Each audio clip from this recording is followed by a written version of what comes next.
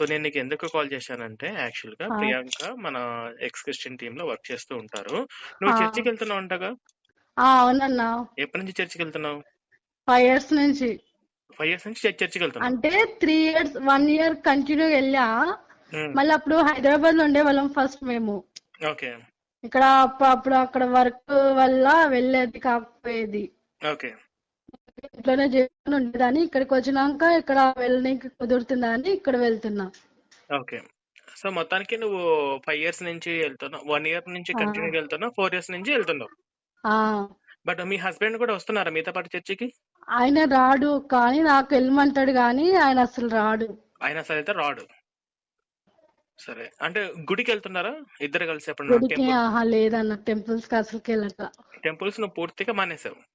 ఆయన వెళ్దాం అంటే ఓకే అంటాడు, కానీ ఇక నేను ఇందులోకి వచ్చేసిన కాడి నుంచి నేను వెళ్ళట్లేను. Okay okay. అంటే నువ్వు ఈ క్రిస్టియన్ లోకి వచ్చిన తర్వాత నుంచి నువ్వు అసలు గుడికి వెళ్ళడమే మానేసావు. మానేసా. అలా మానేమని నీకు ఎవరు చెప్పారు? చర్చి వాళ్ళు చెప్పారు? ఎవరు చెప్పలేరు. ఇక మా అన్న వాళ్ళు, మా పిన్ని వాళ్ళు అందరూ కన్వర్ట్ అయిపోయారు. ఎవరు మా అన్న కన్వర్ట్ కూడా, అయ్యారు? మా పిన్ని వాళ్ళు కూడా ఇందులోకి వచ్చేసారు. మీ పిన్ని వాళ్ళు కూడా కృష్ణ మతంలోకి వచ్చారా? ఓకే. అంటే ఈ క్రిస్టియన్ మతంలోకి మీరు ఎలా వచ్చారు? అంటే ఎవరన్నా చెప్పారా, లేదా మీ అంతటా మీరే వెళ్ళారా? ఎవరు చెప్పలేరు. అలా జరగదమ్మా. ఎందుకంటే యేసు మంచి దేవుడు అని ఎవరో అంటే నేను మా అమ్మాయి డెలివరీ అప్పుడు, అంటే అప్పటికే మా అన్న వాళ్ళు మొత్తం అందరూ కన్వర్ట్ అయిపోయారు. అయితే మా అమ్మాయి డెలివరీ అప్పుడు నేను ఇంకా బేబీ బాగోలేదు, బిగ్గా ఉంది, గ్యాస్ లేదు, బతుక అది ఇది అని అన్నారు. ఇంకా అంటే ఇక నేను ఇంకా అప్పటికి నేను కన్వర్ట్ అవ్వలేదు. ఇంకా నేను ప్రేయర్ చేసుకోను అప్పటికి నేను కూడా. ఇంకా తర్వాత అందరు పాస్టర్ వాళ్ళందరూ ఏం కాదు, మీ బేబీ బాగానే ఉంటది అది అని ప్రేయర్ చేసుకుని అని చెప్పేసి ఇక నేను కూడా అంత నమ్మలేను. ఓకే, బేబీ గిట మంచిగా పుట్టి మంచిగా బయటకు వస్తే సరే నేను కూడా కన్వర్ట్ అవుతున్నాను, అట్లా మామూలుగా ప్రేయర్ చేసుకున్నా. అలా జరగడం వల్ల అంత బాగా వచ్చింది. అంటే నువ్వు హాస్పిటల్ ఉన్నప్పుడు వాళ్ళు పాస్టర్లు, అంటే నువ్వు హాస్పిటల్లో నువ్వు ప్రెగ్నెంట్ తో ఉన్నప్పుడు అక్కడికి పాస్టర్లు వాళ్ళందరూ వచ్చి నీకు ప్రార్థన చేసి నీకు బాగా దేవుడు బాగా నిన్ను డెలివరీ చేస్తాడని వాళ్ళ పాస్టర్ చెప్పంగానే అప్పుడు అది బాగా జరగంగానే ఆ తర్వాత నుంచి నువ్వు యేసు మతంలోకి వచ్చేసావు. సరే, ఇప్పుడు నేను హిందువుని, ప్రియాంక కూడా హిందువే. ప్రియాంకకు 2 పిల్లలు ఉన్నారు. మరి ప్రియాంకకి 2 పిల్లలు బాగానే డెలివరీ అయ్యారు కదా. ఇప్పుడు నేను కూడా హిందువుని, మరి నాకు కూడా నా కొడుకు బాగా డెలివరీ అయ్యారు కదా. మా మిస్సెస్ కి ఏం ప్రాబ్లం కాలేదు కదా. అంటే డాక్టర్స్ భయపెట్టేసరికి టెన్షన్ అయిపోయి ఏం చేయాలి. డాక్టర్స్ అలా ఏం భయపడకపోయా, అలాని ఏం కాదమ్మా. నీకు ఒక విషయం చెప్పానా? ప్రియాంక మేము మీరు 5 సంవత్సరాల క్రితం మారి ఉండొచ్చేమో కానీ మేము పుట్టి పెరిగింది క్రైస్తవ మతంలోనే. పక్కన ఏదో డిస్టర్బెన్స్ వస్తున్నట్టుంది, నువ్వు కొంచెం సైడ్ కి వచ్చేసి మాట్లాడు. సైడ్ కే వచ్చాను. ఓకే. ఎందుకంటేనమ్మా, బైబిల్ నువ్వు ఎప్పుడన్నా చదివావా? చదవలేదు. అంటే పూర్తిగా చదవను. ఎందుకంటే అమ్మా, ఇప్పుడు బైబిల్లో యేసుప్రభు అనే వ్యక్తి దేవుడు కాదు. ఎందుకంటే యేసుప్రభు దేవుడు అనేది అంటే ఒకవేళ యేసుప్రభు దేవుడు కన్నా అది బైబుల్ కు, క్రిస్టియానిటీకి, యేసుకి, బైబిల్ కి అవమానం. ఆయన దేవుడు కాదు, అది యేసుకే అవమానం. ఎందుకంటే ఒక విఫలమైన ఒక సాధారణమైన ప్రవక్త అన్నమాట ఆయన, అంతే. ఎందుకంటే ఇప్పుడు నువ్వు నీకు మీ అమ్మగారికి, మీ అమ్మగారి పేరేంటి? జ్ఞానమ్మ. ఇప్పుడు మీ అమ్మగారికి నీకు గొడవైంది ఇన్ కేస్, అప్పుడు మీ అమ్మగారిని తీసేసి వేరే అమ్మని తెచ్చి పెట్టుకుంటావా? ఎందుకు? మమ్మీ కాబట్టి. కానీ నీకు హిందూ మతంలో, హిందూ ధర్మంలో రాముడు, కృష్ణుడు, ఆంజనేయ స్వామి ఇంతమంది దేవుళ్ళు ఉండగా వాళ్ళందరినీ వదిలిపెట్టి మళ్ళీ వేరే కొత్త దేవుని తెచ్చుకోవడం ఎందుకు? అది అసలు మన భారతదేశానికి సంబంధించినటువంటి మతమే కాదు. ఇజ్రాయెల్ దేశంలో పుట్టారు. ఆ ఇజ్రాయెల్ దేశంలో ఆయన అసలు దేవుడు అంటేనే అక్కడ పెద్ద కేసు అవుతుంది. అసలు ఆ యేసు మతంలోకి మీరు ఎందుకు వెళ్ళారు చెప్పండి? మనకు రాముడు లేడా, కృష్ణుడు లేదా? జై శ్రీరామ్, జై హనుమాన్ అనుకుంటే ఎలాంటి భయాలు ఉన్నా, ఎలాంటి కష్టాలు ఉన్నా కూడా జయించగల శక్తినివ్వగల సమర్థులు జై శ్రీ ఆంజనేయం అనుకుంటే మరి ఆయన పలకడా? జై శ్రీరామ్ ఇదే దేవుడి పూజలు చేశాను అన్న. అప్పుడు కూడా పూజలు చేసి నువ్వు ఎందుకు ఇప్పుడు వచ్చిన తర్వాత ఏమైనా మార్పు వచ్చిందా? ఇప్పుడు నీకు కష్టాలు, ప్రాబ్లమ్స్, సమస్యలు ఎప్పుడు ఎలా ఉన్నాయో అలాగే ఉన్నాయి కదా. ఇప్పుడు ఉన్నాయి లేవా? నిజం చెప్పు. పెళ్ళే 10 సంవత్సరాలలో ఇంత చిన్న వయసులోనే నువ్వు మ్యారేజ్ చేసుకున్నావు. ఇప్పుడు నువ్వు వెళ్ళి ఇప్పుడు నువ్వు సంపాదించే సంపాదనలో చర్చికి ఎంత ఇస్తున్నావు? 100 అట్లా ఇస్తాం. కానుకలు ఇచ్చావా? దశంభాగాలు ఇచ్చావా?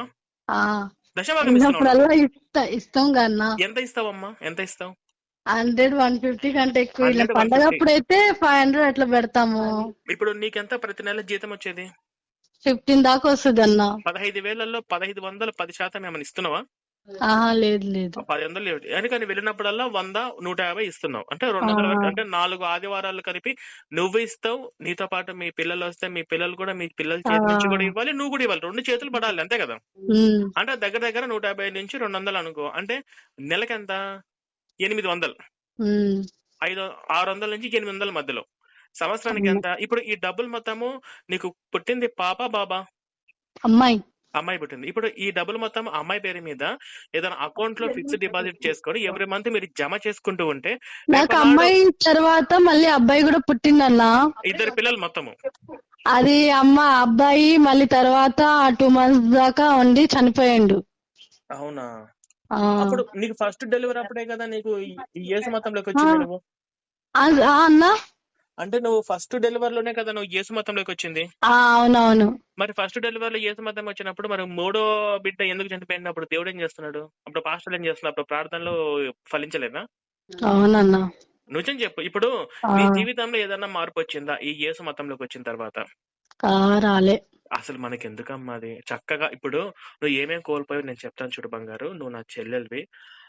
నువ్వు ఏమేం కోల్పోయావంటే, ఫస్ట్ నువ్వు మన భారతదేశ సాంప్రదాయానికి నువ్వు దూరం అయినవు. సాంప్రదాయం ఏంటంటే నువ్వు ఎంత చక్కగా బొట్టు పెట్టుకుని ఉండేదానివో, ఎంత చక్కగా గాజులు వేసుకుంటూ, ఎంత చక్కగా గుడికి వెళ్తూ చిరునవ్వులతోటి మీ ఇంటి బయట ముగ్గులు వేసుకుంటూ సంతోషంగా ఉండేదానివి. నువ్వు మీ ఇంట్లో మల్లెపూలు పెట్టుకుంటూ, మీ ఇంటికి తోరణాలకు, మీ ఇంట్లో చిన్నప్పుడు గడపకు తోరణాలు ఉండేది, లోపల లక్ష్మీదేవికి నువ్వు పూజలు చేస్తూ ఉండేదానివే కాదా? ఈ సాంప్రదాయానికి పూర్తిగా నువ్వు దూరం అయిపోయావు. సెకండ్ వన్ వచ్చేసి, నువ్వు హిందువులంటే విగ్రహారాధికులు, హిందువులంటే అన్యులు, హిందువులంటే దేవుడు నమ్ముకోలేని వాళ్ళని చెప్పుకుంటూ అలా హిందుత్వం మీద ఒక రకమైనటువంటి ద్వేషానికి పూరితమైనటువంటి భావనలోకి నువ్వు వచ్చేసావు. థర్డ్ పాయింట్ వచ్చేసి, నువ్వు చక్కగా ఎంతో సంతోషంగా వినాయక చవితి జరుపుకున్న దానివి, సంక్రాంతి జరుపుకున్న దానివి, శ్రీరామనవమి జరుపుకున్న దానివి, కృష్ణాష్టమి జరుపుకున్న దానివి, ఎన్నో పండుగలకు అందరి దగ్గర పిండి వంటలు నువ్వు తీసుకొని తినదానివి, లేదా మీ ఇంట్లో చేసినటువంటి పిండి వంటలు అందరికి ఇచ్చేదానివి, లేదా వెంకటేశ్వర స్వామి దగ్గరికి వెళ్ళినటువంటి ప్రసాదం నువ్వు తీసుకొని మీ స్నేహితులకి ఇచ్చేదానివి, లేదా మీ స్నేహితులకి ప్రసాదాలు నువ్వు తింటూ ఎంతో సంతోషంగా ఉండేదానివి. ఈ సంవత్సరంలో ఎన్నో పండుగలు ఏంటివి, ఈ పండుగలు ఈ సంతోషం మొత్తం నువ్వు కోల్పోయావు. అవునా కదా? ఇప్పుడు ప్రియాంక ప్రసాదం ఇస్తే నువ్వు తింటావా? ఇప్పుడు తింటాను. అప్పుడు పంట తెలియక ముందు అయితే తింటాను.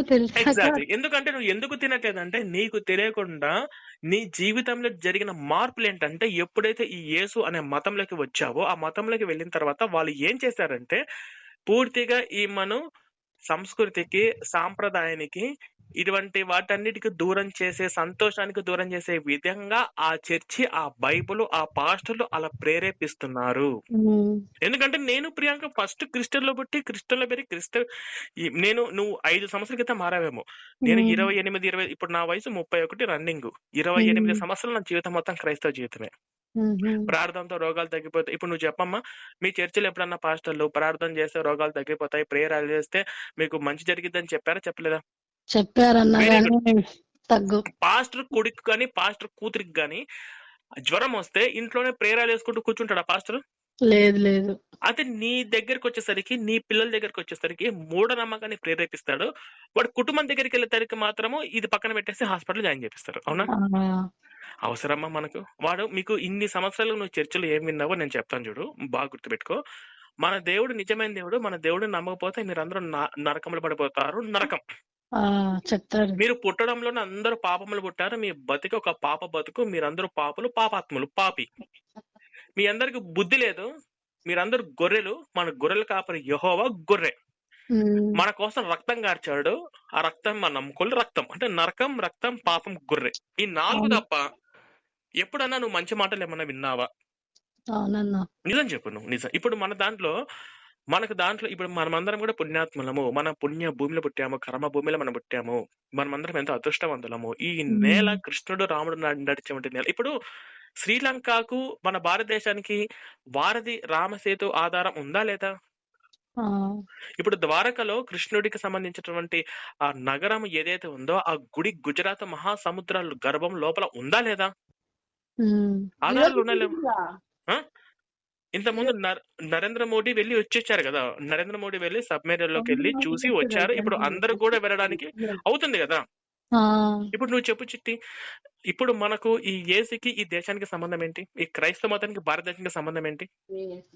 ఏది లేదన్న. మరి ఏది లేనప్పుడు మన దేశంలో మన తల్లిని మారిస్తే ఎంత పాపమో, మన హిందూ ధర్మాన్ని వదిలిపెట్టి వేరే మతంలోకి వెళ్ళడం కూడా అంతే పాపం. నీ జీవితం ఏమి మారదు. మతం మారితే నీ కష్టాలు రావు, నీ జీవితంలో మార్పు ఉండదు, నీకు భవిష్యత్తులో ఎప్పుడులో ఎటువంటి మార్పు రాదు. చచ్చాక పరలోకం అంటారు. అసలు ఈ యేసు మతం పుట్టిందే 1400-1500 సంవత్సరాల క్రితం మాత్రమే, అంతకుముందు ఈ మతమే లేదు. యేసు ప్రభే నేను బైబిల్ గురించి పూర్తిగా తెలియజేయడం కోసము నేను ప్రియాంక కొన్ని ఎక్స్క్రిప్షన్ బుక్లెట్లు ఇస్తారు, నేను నీకు ఇస్తాను. ఆ పుస్తకం మొత్తం ఒక్కసారి, నీకు తెలుగు చదవడం వచ్చు కదా? ఆ ఒక్కసారి నా పుస్తకం మొత్తం చదివితే బైబిల్లో ఎన్ని బూతులు ఉన్నాయో, అసలు ఈ యేసే నేను చెప్పాను దానికి, తనంటే అక్క ఇన్ని ఉన్నట్టు అసలు నాకు తెలియదు అక్క, చీ అంటుంది. తనకు తెలియదు అసలు బైబిల్లో ఏముందో కూడా తెలియదు ఆ పిల్లకి. అసలుకి నీకు క్వశ్చన్ తెలుసా అసలు ఈ క్వశ్చన్ చెప్పంటే, ఈ యెహోవా అనేటోడు ఏం చేశాడంటే, లోతు తన సొంత కూతుర్లని గర్భవతులు చేస్తే ఆ లోతుకి ఎటువంటి శిక్ష వేయలే. ఒకటి తప్పు వాళ్ళందరూ ఏమంటారంటే మనుషులు చేసిన తప్పులు దేవుడు రాయించాడు అంటాడు, కానీ దేవుడు తప్పులు చేశాడు. ఒకళ్ళు తప్పులు చేస్తే ఒకళ్ళ భార్యలను తీసుకొచ్చి ఇంకో దగ్గర పడుకోబెట్టించారు. అది చాలా నీచంగా అబ్బాయిలు కూడా చదవాలంటే అసహించుకున్నటువంటి వాక్యాలు అందులో చాలా ఉన్నాయి. నీకు అవన్నీ కూడా నేను ఎందుకు చెప్తున్నానంటే, నీ పిల్లల భవిష్యత్తు ఇంపార్టెంట్ అమ్మా. ఇప్పుడు నువ్వు హిందూగా ఉన్నావంటే, మీ నాన్న హిందూగా ఉండబట్టి నువ్వు హిందూగా ఉండవు. మీ నాన్న వాళ్ళ తాత అంటే మీ తాత హిందూగా ఉన్నారు కాబట్టి ఉన్నావు, మీ ముత్తాత అందరూ హిందువులుగా ఉండబట్టి నువ్వు హిందూగా ఉన్నావు. అవునా కదా? ఇప్పుడు నువ్వు మతం మారేవనుకో, నీ పిల్లలు మతం మారుతారు. నీ తర్వాత పిల్లలు మళ్ళీ ఇంకా పూర్తిగా మూఢనమ్మకాలకి వెళ్ళిపోతారు. పూర్తిగా ఈ యొక్క హిందూ దేశానికి, హిందూ సంస్కృతికి దూరం అయిపోతారు. మన హిందూ పండుగలు అన్నిటికీ దూరం అయిపోతారు. నేను చెక్క నువ్వు గుడికి వెళ్తే గుడిలో ఎంత ప్రశాంతంగా ఉంటుంది. గుడిలో ఎవరన్నా కానీ ఖచ్చితంగా కానుకలు ఇవ్వాలి, దశంభాగాలు, ఏమైనా డిమాండ్స్ ఉంటాయా? నేను చెప్పింది అబద్ధం అయితే, నువ్వు వెళ్తున్న చర్చిలో ఏదైతే ఉందో, నాకు కొద్దిగా సమస్య ఉంది, ప్రతి వారం మీకు నేను 150 నుంచి 200 కానుకలు ఇస్తున్నాను, నెలకు 800 నేను మీ చేతిలో పెడుతున్నాను, ఇప్పుడు నాకు కొంచెం ఆర్థిక పరిస్థితి బాగలేదు, ఒక 1000 రూపాయలు ఏదైనా ఇస్తారా అని చెప్పి ఒకసారి అడిగి చూడు. పాస్టర్ని ఇస్తారా? పోనీ పని చేద్దాం, వద్దు, నువ్వు వెళ్తున్న చర్చి పాస్టర్లకి డబ్బులు ఇచ్చి పంపుతారు కానీ వాళ్ళు ఎందుకు ఇస్తారన్నా? అది వాళ్ళు ఇప్పుడు నువ్వు వెళ్తున్న చర్చి ఏదైతే ఉందో ఆ చర్చి వదిలేసి వేరే చర్చికి వెళ్ళు. అప్పుడు ఈ పాస్టర్ నీ మీద ఎలాంటి దృష్టి ఉంటుంది? నిజం చెప్పు. ఎందుకంటే వాళ్ళు చాడీలు చెప్పడము, మోసాలు చేయడము, వాళ్ళ ట్రాప్ లో నువ్వు పూర్తిగా పడిపోకూడదు బంగారం. మనకు అది వద్దు.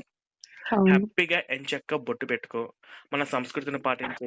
మీకు ప్రియాంక అన్ని విధాలుగా చెప్తుంది. కానీ నేను ఏమంటున్నానంటే, బైబిల్ మొత్తంలో మంచి విషయాలు ఏమున్నాయి అని ఒక్కసారి పాస్టర్ని అడిగి చూడు. బైబిల్ బూతులు ఉన్నాయి లేవా, అవన్నీ కూడా ఎక్స్క్రిప్షన్ బుక్లెట్లు ప్రియాంక నీకు ఇస్తుంది. ఈ మంత్ లో అసలు ఒకసారి కూడా వెళ్ళలే అన్న అక్క చెప్పిన కాడ నుంచి. Very good, very good. ఇంకా ఎందుకంటేనమ్మా, నేను వచ్చింది దాంట్లో నుంచే, నేను ప్రియాంక దాంట్లో నుంచే వచ్చాం మేము. ప్రియాంక కూడా ఎంత గుడ్డిగా చర్చికి వెళ్ళి మేము అప్పుడు ఎంత చెప్పినా కూడా వినేవాళ్ళం కాదు. ఇప్పుడు తను మారి మన ఎక్స్క్రిప్షన్ టీమ్ లో జాయిన్ అయ్యి ఇలాగా ఎంతో మందికి గైడెన్స్ ఇస్తున్నామంట. అది మంచి, నేను చెప్పింది అబద్ధం కాదు. ఎందుకంటే ఇందులో యేసుప్రభు తప్పులేదు. యేసుప్రభు ఎవరంటే అతను యేసుప్రభు పూజ శ్రీకృష్ణ పరమాత్ముడికి. అవన్నీ కూడా కొంచెం ఈజీగా అర్థమయ్యేటట్టు నేను రాసిన బుక్లెట్ ఇస్తాను. 12 పేజీలు ఉంటుంది. ఒక రోజు ఉదయం నుంచి సాయంత్రం వరకు టైం స్పెండ్ చేసి ఆ బైబిల్, నా బుక్లెట్ 2 పక్క పక్కన పెట్టుకుని నువ్వు, మీ పిల్లలు, మీ హస్బెండ్ ఒక్కసారి అందరూ కూర్చొని మనస్ఫూర్తిగా హార్ట్ఫుల్ గా చదవండి. నేను రాసింది తప్పు, నేను రాసింది బైబిల్ లేదు అని అనుకుంటే నువ్వు మరుసటి రోజు చర్చికి వెళ్ళు. ప్రవీణ్ అన్న కరెక్ట్ చెప్తున్నాడు. ప్రవీణ్ అన్న బైబిల్లో ఉన్నట్టు రాశాడు. పాస్టర్ల ప్రచారాలు నిజంగా అబద్ధాలు ఉన్నాయి. ఆ ప్రచారాలు నమ్మితే నాకు, నా పిల్లల, నా భవిష్యత్తు మోసపోయే అవకాశం ఖచ్చితంగా ఉంది. నా దేశానికి, నా సంస్కృతికి నేను దూరమై తప్పు చేశాను, మళ్ళీ నేను తిరిగి హిందుత్వంలోకి రావాలని అనుకుంటే సాగరంగా నేను మీ ఇంటికాడికి వచ్చి మంచిగా చక్కగా ఒక ప్రోగ్రాం ఏర్పాటు చేసి నా చేతులతో ఒక మంచి శారీ కావచ్చు, మంచి హిందుత్వంలో పటాలు ఏదైనా కావచ్చు, ఇప్పుడు మీ ఇంటికాడికి గుర్తుపెట్టుకో, రాముడు మళ్ళీ మీ ఇంటికి లావణ్య ఇంటికి రావాలనుకుంటున్నారు. ఆంజనేయ స్వామి యొక్క బలం, శక్తి మళ్ళీ నీకు, నీ పిల్లలకు వచ్చి నీ జీవితంలో పూర్తిగా మార్పులు వచ్చి, అందరికీ కష్టాలు ఉంటాయి, అందరికీ సమస్యలు ఉంటాయి, ఈ భూమి మీద పెట్టిన ప్రతి ఒక్కరికి ఉంటాయి. కానీ అవన్నీ యాదృచ్ఛికంగా కాలాన్ని బట్టి అవి పోతాయి. అవి పోవడానికి మనము ధైర్యంగా ఎదుర్కోవాలి. మనం ఉన్నటువంటి నిలబడిన స్థానము ధైర్యంగా ఉండాలి. ఆ ధైర్యమే పోతాయి. కానీ మతం మారితే, దేవుణ్ణి మార్చేస్తే ఆ సమస్యలు పోతాయి అనడం మూర్ఖత్వం. నాకు ఇప్పుడిప్పుడే అర్థం అవుతుంది అక్క చెప్పిన కానుంచి. అది సరేనా? ఇంకా ఏమి చెప్పలేను.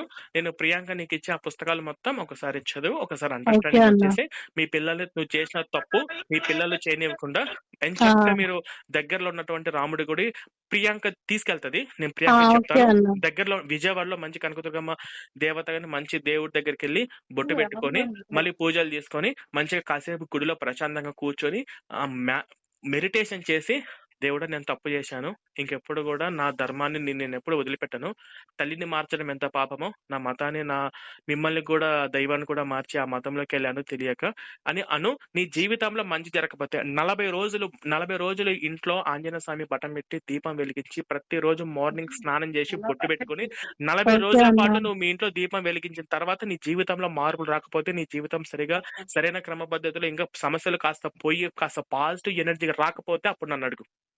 ఓకేనా? నీకు అవన్నీ కూడా ప్రియాంక మీకు ఎలా చెయ్యాలనేది చెప్తుంది. ఓకేనా? ఓకే అన్న. జాగ్రత్త బంగారం. మరి ప్రియాంకకి ఇచ్చేసి.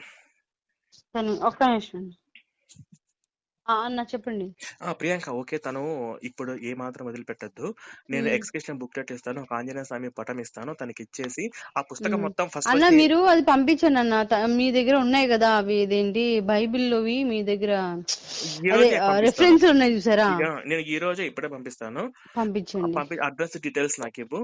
ఆ తర్వాత అది నేను దేవుడి పటము, ఆంజనేయ స్వామి పటము ఈ 2 పంపిస్తాను.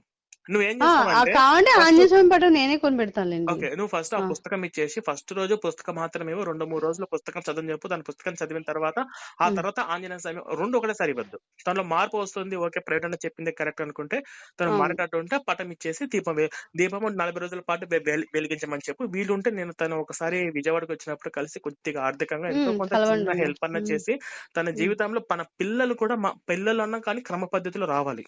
అవును, అదే ఒకటే పాప తనకి. అప్పుడేమో అదే స్కూల్లో చదివించుకునేది మంచిగా, ప్రైవేట్ స్కూల్. ఇప్పుడు దానికి కొంచెం అలా ఆర్థిక స్థితి బాగోక గవర్నమెంట్ స్కూల్లో వేసింది. ఓకే, అందుకని అదేం పర్లేదు, నువ్వు ఇలా చెయ్యి. నేను ఈ రికార్డు యూట్యూబ్ లో పెట్టచ్చు కదా, కొంచెం పేరు పెట్టండి. Okay, thank you Priyanka. మరి అయితే నేను ఈ రోజే కొరియర్ పంపిస్తాను. తను ఖచ్చితంగా మారుతుంది. మీరు ఏమైనా వాట్సాప్ లో ప్రస్తుతానికి సెండ్ చేయగలిగితే చేయండి అన్న ఒకసారి. నేను ఈ రోజే పెట్టి రేపు చేతికి వచ్చేటట్టు చేస్తా. వద్దు, అది వాట్సాప్ లో పంపించడం కాకుండా ఫిజికల్ గా చేతికి ఇవ్వడం అది వేరేగా ఉంటుంది. ఓకేనా?